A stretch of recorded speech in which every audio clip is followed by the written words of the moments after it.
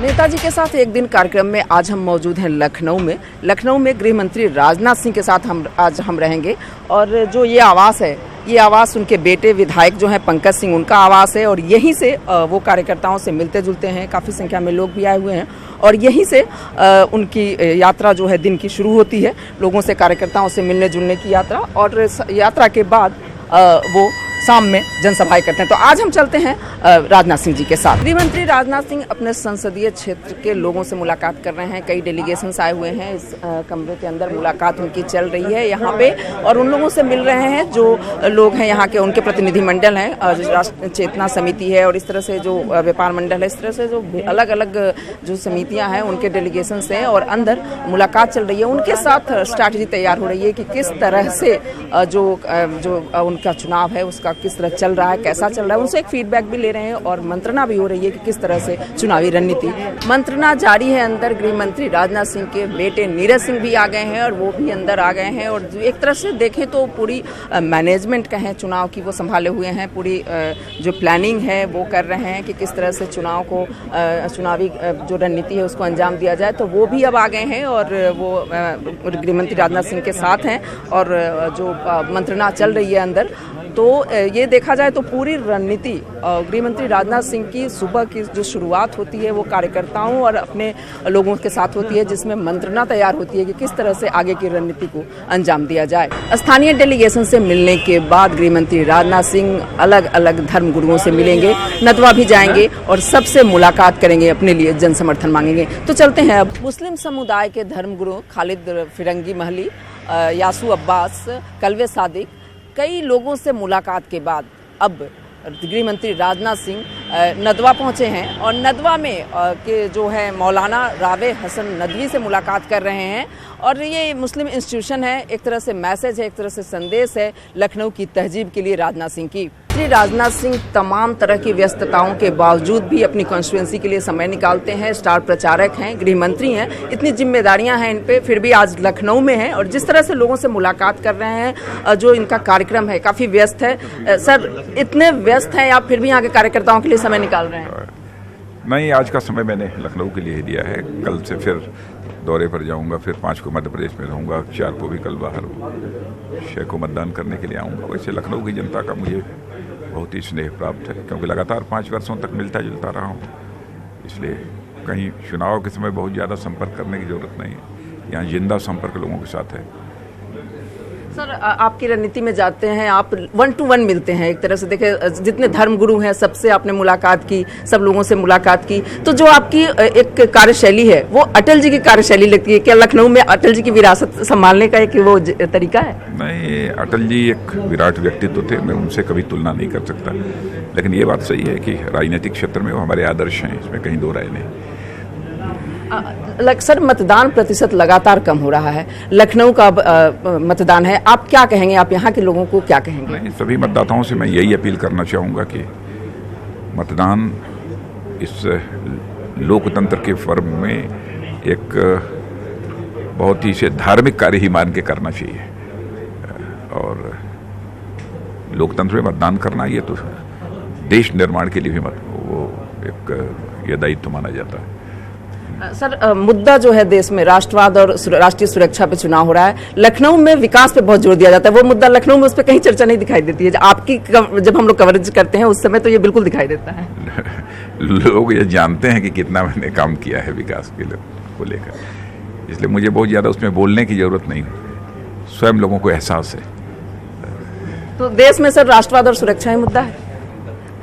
नहीं, सभी मुद्दे हैं। विकास है, सुशासन है, सुरक्षा है, कूटनीतिक कामयाबी है, सामरिक मोर्चे पर भी जो भारत को सफलता मिली है वो भी प्रश्न है। हर मोर्चे पर बहुत शानदार कामयाबी मिली है और अंतर्राष्ट्रीय जगत में भारत की प्रतिष्ठा बढ़ी है। लखनऊ के इस बार क्या कहेंगे परिणाम जो आएंगे पिछली बार की अपेक्षा? पिछली बार की अपेक्षा कहेंगे क्या, बस सभी को बहुत बहुत धन्यवाद। जिस तरह से वो अपना जनसमर्थन हासिल कर रहे हैं, लोगों से मिलजुल रहे हैं और 5 सालों में भी उन्होंने टाइम निकाला लखनऊ के लिए, और जिस तरह से सभी धर्मगुरुओं से मुलाकात की, इस तरह से ये कार्यशैली है राजनाथ जी को जो सबको इनसे कनेक्ट करती है। मुस्लिम धर्मावलंबियों से मिलने से पहले गृह मंत्री राजनाथ सिंह ने मंदिर में माथा टेका। खाटू श्याम मंदिर पहुंचे और हम लोग मौजूद हैं खाटू श्याम मंदिर में। हम मौजूद हैं अंबेडकर महासभा में, जहां पे गृह मंत्री राजनाथ सिंह शिरकत कर रहे हैं और इस जनसभा कह सकते हैं, छोटे से महासभा अंबेडकर महासभा का कार्यक्रम है और एक चुनावी सभा भी कह सकते हैं इसको, इसमें शिरकत कर रहे हैं और इसमें शिरकत करने आए हुए हैं। और सबसे पहले वो अस्थि कलश का दर्शन करेंगे। अस्थि कलश के दर्शन करने के बाद वो यहाँ से फिर दूसरी जनसभा में जाएंगे। लेकिन अभी हम मौजूद हैं अंबेडकर महासभा में।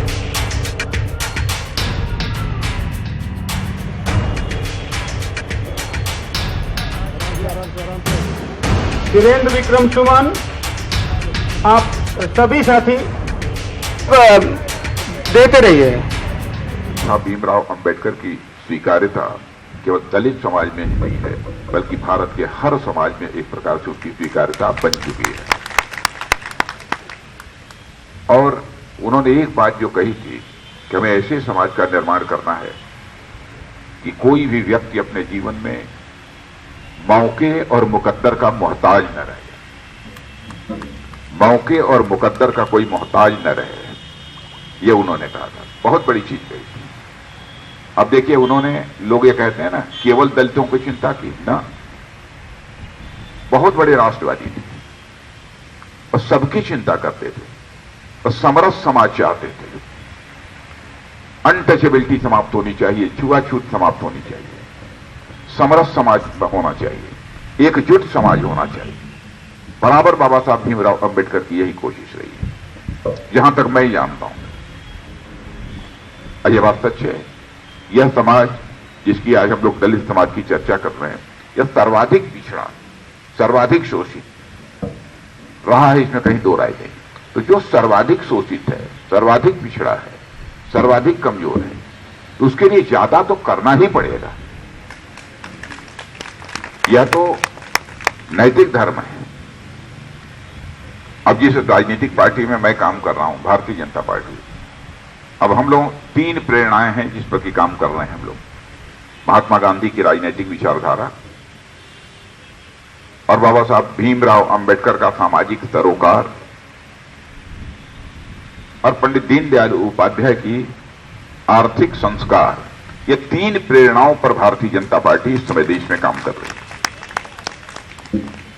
और जब हम लोग भारतीय जनसंघ के रूप में काम करते थे, तब भी हमारे यहां जो निर्धारित 5 कार्यक्रम थे पूरे वर्ष में पार्टी के द्वारा, उस समय भी बाबा साहब भीमराव अंबेडकर का जो 14 अप्रैल जन्मदिन है, उसका कार्यक्रम भारतीय जनता पार्टी के सभी कार्यालयों में और भारतीय जनता पार्टी के केंद्रीय कार्यालय में और स्थान स्थान पर पहले भी आयोजित होता रहा है। ऐसा नहीं कि केवल वोट हासिल करने के लिए हम लोगों ने ऐसा किया। ईमानदारी की बात है। रात के 8:30 बज चुके हैं। गृह मंत्री राजनाथ सिंह की ये अंतिम जनसभा है और ये संबोधित कर रहे हैं। विराट जनसभा है, हम कह सकते हैं। काफी संख्या में लोग हैं, हजारों की संख्या में लोग यहाँ पे मौजूद हैं और अपनी जनसभा को संबोधित कर रहे हैं। ये वोटर्स हैं जो राजनाथ सिंह को वोट करेंगे, उन मतदाताओं को कन्विंस करना है राजनाथ सिंह का, और उनका संबोधन शुरू हो चुका है। तो आइए अब हम सुनते हैं कि राजनाथ सिंह किस तरह से अपने मतदाताओं को, अपने वोटर्स को, अपनी कॉन्स्टिट्यूएंसी के लोगों को संबोधित कर रहे हैं। आज का भाषण यहाँ पर मुख्यमंत्री जी का ही होगा। मैं भी अपनी तरफ से शीश झुकाकर आप सभी बहनों भाइयों का हार्दिक अभिनंदन करता हूँ। आप सभी का मैं स्वागत करता हूँ। सांसद के रूप में आपके सांसद के रूप में मैंने कैसा काम किया है, ठीक किया है या गड़बड़ किया है, मैं चाहता हूं लखनऊ के बाहर का कोई व्यक्ति नहीं बता सकता। कोई सही तरीके से बता सकता है तो लखनऊ का व्यक्ति ही बता सकता है। सांसद के रूप में हमारी यही इच्छा रही है, जैसा हमारे श्रद्धेय अटल बिहारी वाजपेयी जी लखनऊ के बारे में सोचा करते थे और समय समय पर उसकी चर्चा करते थे, और हमारे आदरणीय शिव कुमार जी भी यहाँ पर मंच पर भी आए। मेरे भाइयों, ऐसा ही लखनऊ में बनाना चाहता हूं। लखनऊ को ट्रैफिक जाम की समस्या से निजात दिलाना चाहता हूं। इसीलिए पहला काम मैंने किया, लखनऊ के चारों ओर 105 किलोमीटर की रिंग रोड काम चल रहा है। 1517 किलोमीटर 8 लेन की रोड बन गई है। आगे भी 8-10 किलोमीटर मैं समझता हूँ महीने 1.5 महीने में वो भी पूरी हो जाएगी। और साल 1.5 साल में मैं समझता हूँ पूरी 105 किलोमीटर या रिंग रोड लखनऊ के चारों तरफ आपको तैयार करेंगे।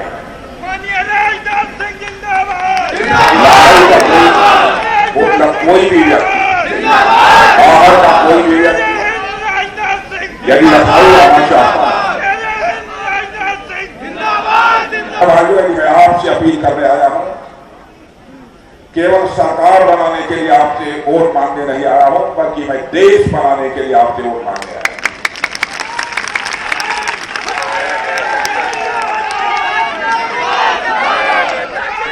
जब इस 5 वर्षों में आप लोगों ने नरेंद्र भाई मोदी के नेतृत्व में हमारी सरकार के कामकाज को देखा है, और मैडम भाइयों मैं कह सकता हूं 5 वर्षों में हमारी सरकार ने जैसा काम किया है वो करिश्माई काम किया। और आज केवल भारत के ही अर्थशास्त्री सच्चाई को स्वीकार कर रहे हो ऐसा नहीं है, विश्व के अर्थशास्त्री सच्चाई को स्वीकार कर रहे हैं। यहां तक कि दुनिया की मानी जाने एक आर्थिक संस्था अंतर्राष्ट्रीय मुद्रा कोष, जिसे इंटरनेशनल मॉनेटरी फंड कहते हैं, उसने भी स्वीकार किया है कि जो भारत 2014 के पहले दुनिया के गरीब देशों में गिना जाता था, 4.5-5 वर्षों में ही वह भारत ऐसे हालात में पहुंच गया है कि दुनिया की सर्वाधिक तेजी से आगे बढ़ने वाली अर्थव्यवस्था यदि किसी देश की है तो हमारे और आपके देश भारत की हो गई है। बहनों भाई, जीडीपी की ग्रोथ रेट यदि 8.4% पहुंची थी तो पंडित अटल बिहारी वाजपेयी के प्रधानमंत्री पदाल में ही पहुंची थी इसके लिए। और अब कांग्रेस से भी यदि इस समय भी जीडीपी की ग्रोथ रेट बढ़ी है तो हमारे प्रधानमंत्री नरेंद्र भाई मोदी हैं, उनके कार्यकाल।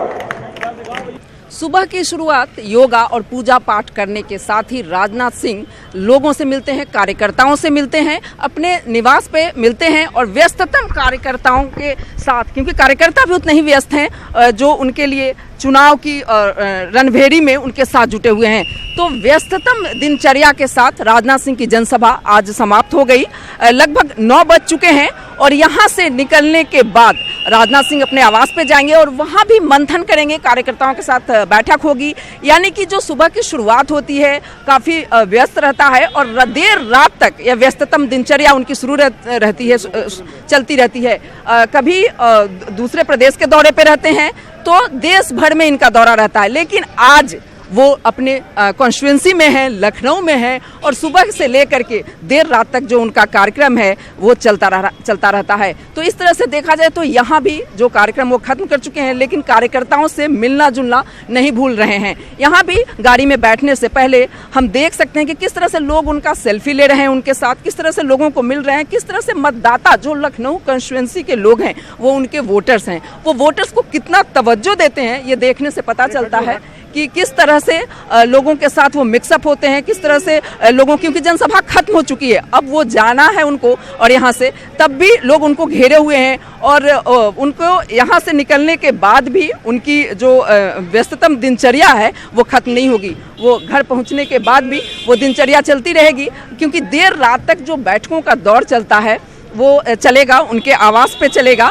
और अब यहाँ से अपनी अंतिम जनसभा जो कि लगभग 9 बजे के करीब यहाँ खत्म हो रही है, यहाँ से निकलकर गृह मंत्री राजनाथ सिंह अपने आवास जाएंगे। तो उनका जो कार्यकर्ताओं के प्रति प्रेम है यहाँ पे वो दिख रहा है। जो आम पब्लिक है उसको भी वो स्वागत करना नहीं भूलते, उसको भी कन्विंस करना नहीं भूलते, हाथ हिला के करें, मुस्कुराहट से करें, जिस तरह से भी करें, लेकिन वो भूलते नहीं है कि किस तरह से कार्यकर्ताओं के साथ वो अपनी मुस्कुराहट का आदान प्रदान करें। क्योंकि राजनाथ सिंह की जो कार्यशैली है उसमें जो अटल जी की विरासत संभालने की बात की जाती है लखनऊ में, वो दिखती है उनकी कार्यशैली में। तो वो पूरी तौर पे वो दिखाने की कोशिश करते हैं कि वो अटल जी की विरासत को संभाल रहे हैं। और जो लोग हैं वो देख सकते हैं कि अब यहाँ से वो निकल पाए हैं, क्योंकि काफ़ी देर तक जनसभा खत्म होने के बाद जब वो निकले उसके बाद भी लोगों से उन्होंने मिलना जुलना जारी रखा और अब जाकर के उनकी गाड़ी यहाँ से निकल पाई है।